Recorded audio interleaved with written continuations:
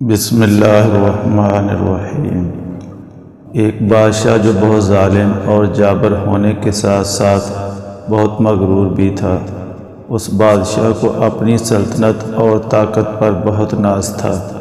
اپنی طاقت کے غرور میں وہ لوگوں پر ظلم و ستم کرتا اور غریب آدمی سے بات کرنا اور ملنا گوارا نہ کرتا تھا۔ ایک دن وہ جنگل میں شکار کے لیے گیا۔ جب جنگل میں پہنچا تو اس نے زمین پر ایک جگہ کچھ حرکت محسوس کی۔ جب بادشاہ نے غور سے دیکھا تو وہاں ایک کیڑا جو غلاظت کھا رہا تھا۔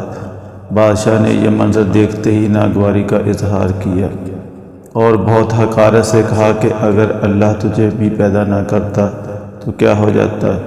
یہ الفاظ کہہ کر بادشاہ اپنے گھوڑے پر سوار ہوا اور ابھی چند قدم ہی آگے گیا تھا، اس کے گھوڑے نے ٹھوکر کھائی اور بادشاہ گھوڑے سے گر کر زخمی ہو گیا۔ بادشاہ کے ساتھ موجود اس کے خادموں نے اسے اٹھایا اور واپس بادشاہ کے محل میں پہنچا دیا۔ بادشاہ کے زخم پر مرہم پٹی کی گئی، لیکن بادشاہ کو تکلیف سے آرام نہ آیا۔ درباری حکیموں نے علاج معالجہ کرنے کی بہت کوشش کی، لیکن وہ چھوٹا سا زخم آہستہ آہستہ بڑھ کر پھیل گیا۔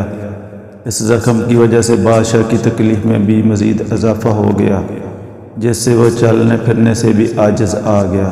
اس زخم کو مختلف حکیموں نے چیک کیا، لیکن جو زخم ان کی سمجھ سے بھی بالاتر تھا، کیونکہ انہوں نے اس سے پہلے ایسا کوئی مرض نہیں دیکھا تھا۔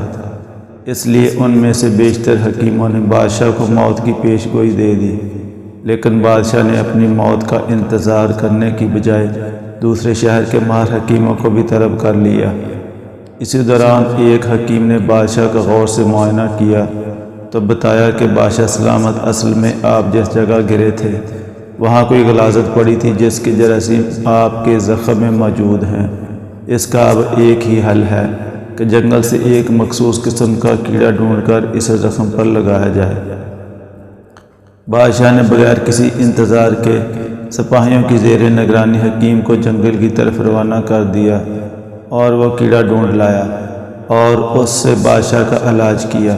بادشاہ نے جب کیڑا دیکھا تو اسے یاد آیا کہ یہ کیڑا تھا جسے حقارت بھرے لفظ بول کر اس نے اللہ کی تخلیق میں گستاخی کی تھی۔ اسے اپنی غلطی کا احساس ہوا اور اس نے اللہ سے معافی مانگی اور سجدہ ریز ہو گیا۔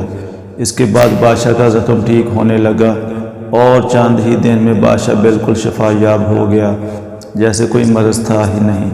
اس واقعے کے بعد بادشاہ نے اپنا رویہ بدلا، عاجزی کو اختیار کیا اور اپنی غریب رعایا کو بھی عزت دینا شروع کر دی۔